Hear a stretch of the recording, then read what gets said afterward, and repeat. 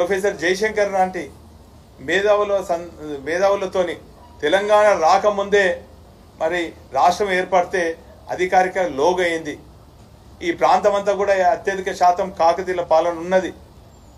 మరి గొలుసుకట్టు చెరువులన్నీ కూడా ఏ తీరుగా పునర్నిర్మాణం చేయాలని చెప్పి తపనతోని మరి మిషన్ కాకతీయ అని చెప్పి కాకతీయులు వాడినటువంటి తోరణాలు, ఈ 4 తోరణాలు ఏదో స్వాగత తోరణమో విజయ తోరణమో సరే ఇవన్నీ కూడా వాటితో పాటు అనేక అంశాలను కూడా ఆ తోరణాలలో వారు ఇమిడి ఉన్నటువంటి సత్యాన్ని చరిత్రకారులు చెప్పడం జరిగింది.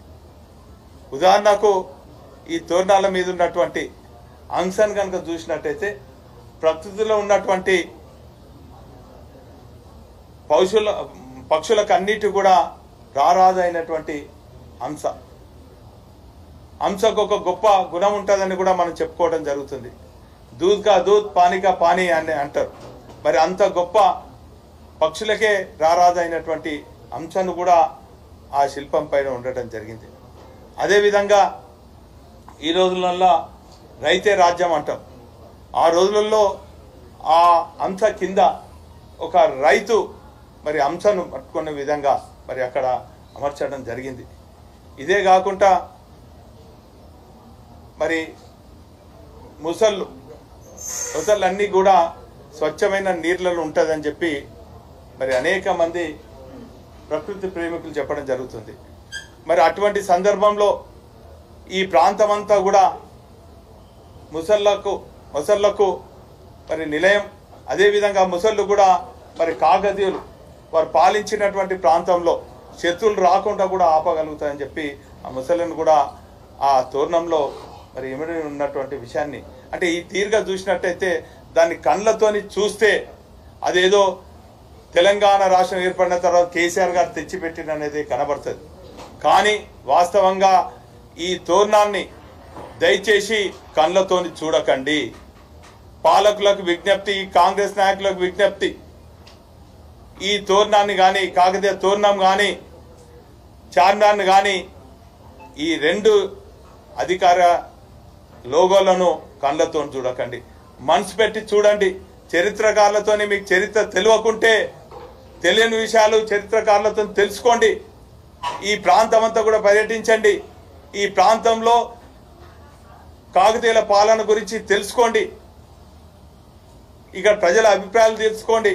ప్రజల మనోభావాలు తెలుసుకొని మీరు నిర్ణయం తీసుకోవాలి తప్ప ఇదేదో కేసీఆర్ గారు చెప్పినో కేసీఆర్ గారు తొలి ముఖ్యమంత్రి కాబట్టే ఇది ఆయన నిర్ణయం తీసుకున్నారు అనుకుంటున్నారు. ఇది కేసీఆర్ గారు తీసుకున్న నిర్ణయం కాదు.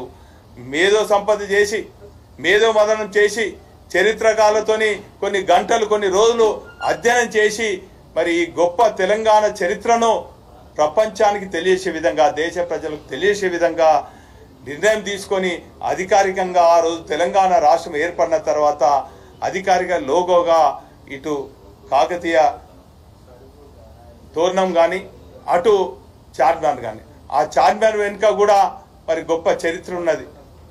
మరి ఆ రోజు నిజాం కాలంలో మరి ప్లేగ్ వ్యాధి వస్తే వేలాది మంది చనిపోతే ఆ ప్లేగ్ వ్యాధిని నిర్మూలన తర్వాత మరి ఆ చిహ్నంగా పెట్టినటువంటి చార్మినార్ ఈరోజు అదేదో ముస్లిం చెందింది అనుకుంటున్నారు. కానే కాదు, ఇది మత సామ్రాజ్యానికి ఉన్నటువంటి చార్మినార్ చిహ్నం. దయచేసి మత సామ్రాజ్యాన్ని దెబ్బతీసే విధంగా ఈ తెలంగాణ ప్రాంతంలో మీ దుశ్చర్యలు చేపట్టకని చెప్పి ఒక బాధ్యత ఉన్న పౌరునిగా తెలంగాణ బిడ్డగా మరి ఈరోజు కాంగ్రెస్ నాయకులకు విజ్ఞప్తి చేస్తున్నాం. ఈరోజు ప్రజలందరూ కూడా ఆందోళన చెందుతున్నారు, ఆవేదన చెందుతున్నారు. మరి ఈ తుగ్లక్ పనులు కనుక ఈ ఆపకుంటే ఈరోజు మరి రాష్ట్ర లోగో నుంచి చార్మినార్ కాకతీయ తోరణం పోతుంది, రెండోసారి చార్మినార్ లోగో పోతుంది. ఆ తదుపరి కాకతీయులు నిర్మాణం చేయబట్టినటువంటి సమైక్య రాష్ట్రంలో అన్నీ కూడా ఎడారిగా ఉన్నటువంటి చెరువులన్నింటిని కూడా తెలంగాణ రాష్ట్రం ఏర్పడిన తర్వాత మిషన్ కాకతీయ పేరిట తెలంగాణ తొలి ముఖ్యమంత్రి కేసీఆర్ గారు తవ్వించినటువంటి వేలాది చెరువులన్నీ కూడా మీరు పూడుస్తారా అని చెప్పి తెలంగాణ రైతాంగంలో ఒక ఆందోళన ఉన్నది. తెలంగాణ ప్రజల్లో ఒక ఆవేదన ఉన్నది. మొన్ననే కేసీఆర్ గారు కృషి ఫలితంగా అనేక మంది మా రామప్ప దేవాలయం